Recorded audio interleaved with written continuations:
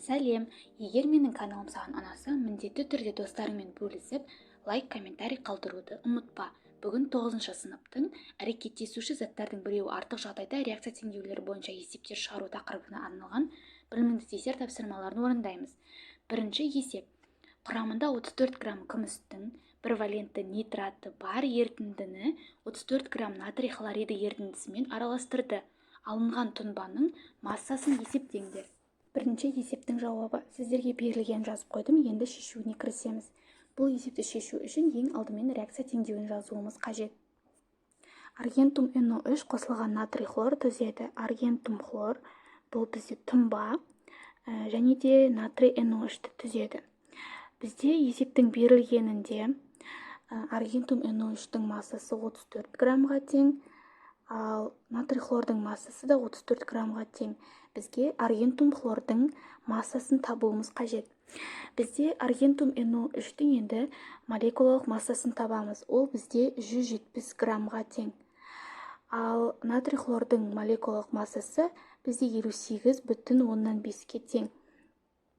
Ал аргентум хлордың молекулалық массасы 143,5-ке тең. Осы жерден біз қай реагенттің мөлшері артық, қайсынікі кем екенін тауып аламыз.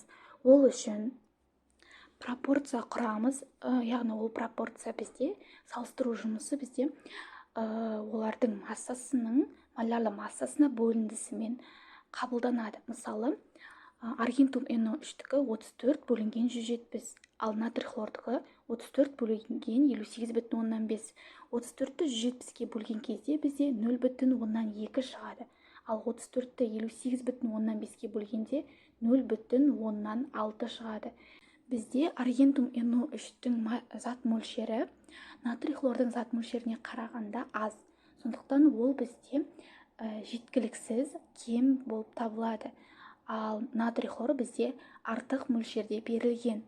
Біз есепті әрі қарай жалғастыру үшін жеткіліксіз болған реагентпен жалғастыратын боламыз. Яғни ол бізде аргентум NO3. Есепті жалғастыру үшін біз X-ті табуымыз қажет. Оны біз пропорция құру арқылы табамыз.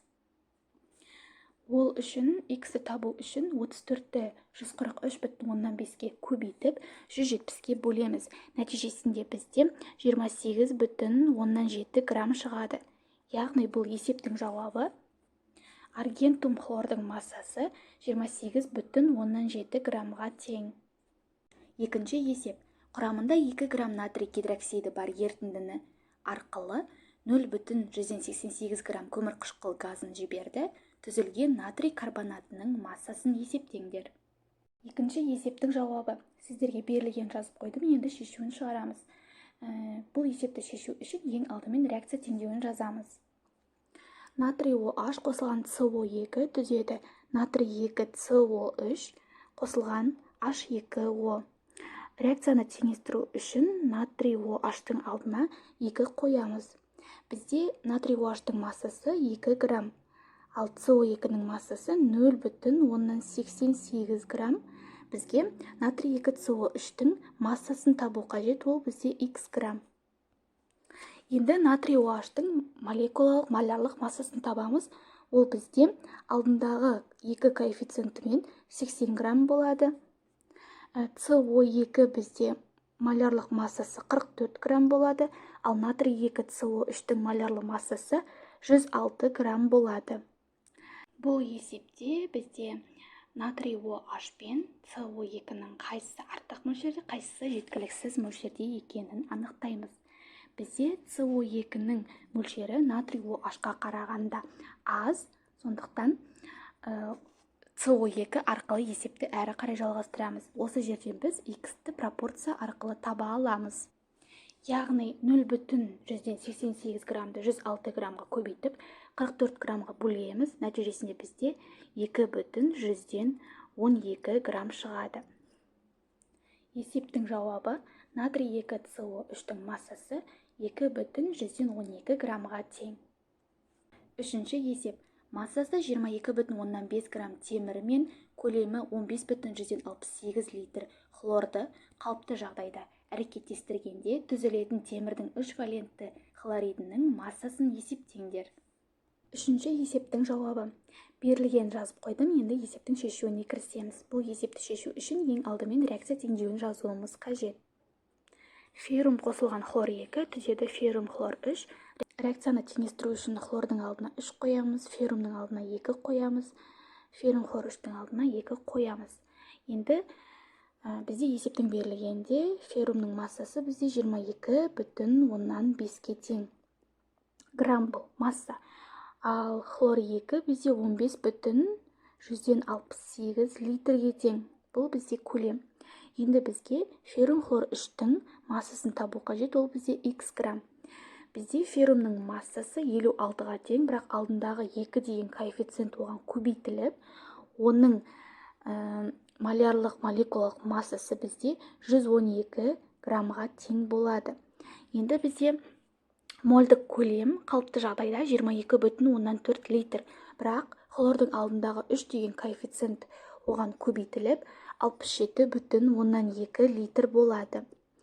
Бізде феррум хлор 3-тің малярлық массасы алдындағы 2 деген коэффициентпен көбейтіліп бізде 325 грамм болады. Енді реакцияға қатысқан реагенттердің қайсысы жеткілікті, қайсысы артық екенін анықтаймыз. Ол үшін 22,5-ті 112-ге бөлеміз, нәтижесінде 0,2 моль шығады. Ал хлордыкін есептесек, 15,168-ді 67,2-ге бөлсек, бізде 0,123 шығады. Бізде артық реагент ол бізде хлор, ал жеткіліксіз реагент бізде феррум болып табылады. Сондықтан есепті әрі қарай феррум арқылы шығаратын боламыз. Бұл есепті пропорция арқылы емес, моль арқылы шығарайық. Бізде феррумның молі пайда болды, яғни ол бізде 0,2 моль. Яғни феррумның зат мөлшерін табу үшін массаны малярлы массаға бөлеміз. Яғни ол бізде 22,5-ті 112-ге бөлеміз деген сөз. Бізде нәтижесінде 0,2 моль шықты. Бізде реакция барысында екеуінің алдында да 2 деген коэффициент бар. Сондықтан олардың моль сандары бір-біріне тең деген сөз. Яғни моль феррум тең моль феррум хлор 3. Енді бізге феррум хлор 3-тің зат мөлшері берілгілі, осы арқылы оның массасын таба аламыз. Масса феррум хлор 3 тең болады. Яғни массаны табу үшін мольді малярлы массаға көбейтеміз. Яғни 0,2 көбейтілген 325 грамм шығады. Есептің жауабы феррум хлор 3-тің массасы 65 граммға тең. Төртінші есеп. Массасы 14 грамм темірді 4,8 грамм күкіртпен қосып қыздырды. Темірдің эквивалентті сульфидінің массасын анықтаңдар. Төртінші есеп сіздерге берілген жазып қойдым. Шешу үшін ең алдымен реакция теңдеуін жазамыз. Феррум қосылған S түзеді феррум S. Феррум S-тің бізге массасын табу қажет, ол x грамм. Есептің берілгенде темірдің массасы 14 грамм, күкірттің массасы 4,8 грамм. Темірдің малярлы массасы бізде 56 граммға тең, күкірттікі 32 граммға тең, ал феррум S-тікі бізде 88-ге тең. Енді қайсы реагент артық, қайсы кем екенін табамыз. Бізде бұл реагенттердің ішінде кемі күкірт болып табылады. Осы жерден біз S, енді X-ті таба аламыз. X-ті табу үшін 4,8-ді 88-ге көбейтіп 32-ге бөлеміз. Нәтижесінде бізде 13,2 грамм шығады. Есептің жауабы феррум S массасы 13,2 граммға тең. Бесінші есеп. Болат баллонда 5,6 литр сутек және оттек қалыпты жағдайдағы газдары бар. Қоспаны жаққанда түзілетін судың массасын есептеңдер. Бесінші есептің жауабы. Бізде ең алдымен реакция теңдеуін жазып аламыз. H2 қосылған O2 түзеді H2O. Реакцияны теңестіру үшін H2-ның алдына 2 және H2-ның алдына 2 қоямыз. Бізде сутектің көлемі 5,6 литрге тең. бізге шыққан судың массасын табу қажет, ол x грамм. Бізде судың молярлы массасы 36 граммға тең, ал сутектің молдық көлемі алдындағы 2 деген коэффициентпен 44,8 литрге тең болады. X-ті табу үшін пропорция құрамыз. 5,6 литр көбейтілген 36 грамм бөлінген 44,8 литр түзеді 4,5 грамм суды. Есептің жауабы судың массасы 4,5 граммға тең. Алтыншы есеп. Көлемі 3,136 литр қалыпты жағдайдағы көмір қышқыл газы 8 грамм магний оксидімен әрекеттесті. Магний карбонатының массасын есептеңдер. Алтыншы есептің берілген жазып қойдым. Енді сіздерге химиялық теңдеуін көрсетемін. Магний О қосылған СО2 түзеді магний СО3. Біз енді есептің берілгенде магний О бізде 8 граммға тең, СО2 бізде 3,136 литрге тең. Бізге магний СО3 массасын табу қажет. Бізде магний оксидінің молярлы массасы 40 граммға тең, ал СО2-ның қалыпты жағдайдағы мольдік көлемі 22,4 литрге тең, ал магний СО3-дің молярлы массасы 84 граммға тең. Енді бізде қай реагент артық және кем екенін табуымыз қажет. Ол үшін олардың массаларын молярлы массаларына бөліп, зат мөлшерлерін тауып аламыз. Бізде нәтижесінде СО2-ның жеткіліксіз аз мөлшерде екенін анықтадық. Енді осы арқылы X-ті таба аламыз. X-ті табу үшін пропорция құрамыз. Нәтижесінде 3,136 көбейтілген 84 бөлінген 22,4 бізде тең болады 12,6 граммға. Есептің жауабы магний СО3-дің массасы 12,6 граммға тең. Жетінші есеп. Массасы 22 грамм кальций хлориді мен 15 грамм фосфор қышқылының ерітінділерін араластырды. Түзілген тұнбаның массасын есептеңдер. Жетінші есепті шығару үшін ең алдымен химиялық реакция теңдеуін жазамыз. Кальций хлор 2 қосылған H3PO4 түзеді кальций 3 PO4 2. Реакцияны теңестіру үшін біз кальций хлоридінің алдына 3 қоямыз. Және де H3PO4-тің алдына 2 қоямыз. Есептің берілгенде кальций хлориді 22 грамм, ал оның молярлы массасы 3 деген коэффициентпен көбейтіліп 333-ке тең болады. H3PO4-тің есептің берілгенде массасы 15 грамм, молярлы массасы 196 грамм. Бізге кальций 3PO4-2-ні табу керек, ол X грамм, ал оның молярлы массасы 310 граммға тең. Енді қай реагент жеткіліксіз екенін тауып алуымыз қажет. Бізде жеткіліксіз реагент кальций хлор 2 болып табылады. Енді біз кальций хлоридінің зат мөлшерін тауып алуымыз қажет. Ол үшін 22-ні 333-ке бөлеміз. Нәтижесінде 0,166 шығады, бірақ оны жуықтап 0,7 моль деп аламыз. Бізде кальций хлориді мен кальций 3PO4-2-ның зат мөлшерлері тең деп ала аламыз.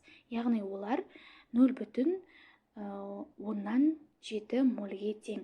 Осы арқылы біз X-ті таба аламыз, себебі кальций 3PO4-2-ның бізде зат мөлшері бар. Яғни массасын табу үшін зат мөлшерін молярлы массасына көбейтеміз. 0,7 көбейтілген 310 тең болады 21,7 граммға. Есептің жауабы кальций 3PO4-2-ның массасы 21,7 граммға тең. 8-ші есеп. Массасы 10 грамм натрий гидроксиді мен 19,6 грамм күкірт қышқылын әрекеттестіргенде түзілетін орта тұздың массасын есептеңдер. Бұл есепті шығару үшін ең алдымен реакция теңдеуін жазып аламыз. Натрий OH қосылған H2SO4 түзеді натрий 2SO4 қосылған H2O. Реакцияны теңестіру үшін натрий OH-тың алдына 2 және де H2O-ның алдына 2 қоямыз. Есептің берілгенде натрий OH бізде 10 граммға тең, H2SO4 19,6 граммға тең, және бізге натрий 2SO4-тің массасын табу қажет, ол X грамм. Бізде натрий OH-тың молярлы массасы 80-ге тең, H2SO4-тікі 98-ге тең, ал натрий 2SO4-тікі 142-ге тең. Осы жерден X-ті таба аламыз. Бізде жеткіліксіз реагент ол бізде натрий OH болып табылады. X-ті табу үшін 10-ды 142-ге көбейтіп 80-ге бөлеміз. Нәтижесінде бізде 17,75 грамм шығады. Есептің жауабы натрий 2SO4-тің массасы 17,175 граммға тең екен. 9-шы есеп. 5,4 грамм мыстың эквивалентті хлориді ерітіндісіне 1,2 грамм күкірт сутек қышқылын қосты. Түзілген тұнбаның массасын есептеңдер, қандай зат және оның қандай мөлшері артылып қалады. 9-шы есептің берілгенін жаздым. Енді шығарылу жолына көшейік. Ең алдымен реакция теңдеуін жазамыз. Купрум хлор 2 қосылған H2S түседі купрум S қосылған H хлор. Реакцияны теңестіру үшін H хлордың алдына 2 қоямыз. Есептің берілгенде купрум хлор 2 5,4-ге тең, H2S 1,2-ге тең. Бізге купрум S-ті табу қажет, ол X грамм. Купрум хлор 2-нің молярлы массасы 135, H2S-тікі 34, ал купрум S-тікі 96. Енді осы жерден қай реагент бізде жеткіліксіз, қай реагент бізде артық екенін тауып алуымыз қажет. Бізде H2S-тің жеткіліксіз екенін анықтадық. Яғни біздің реакция енді H2S арқылы жүреді. Осы жерден X-ті тауып аламыз. Ол үшін 1,2-ні 96-ға көбейтіп 34-ге бөлеміз. Нәтижесінде 2,188 грамм шығады. Бұл бізде купрум S-тің табылған массасы. Енді бізге артық мөлшердегі купрум хлор 2-ні деп анықтадық біз. Енді бізде артылып қалған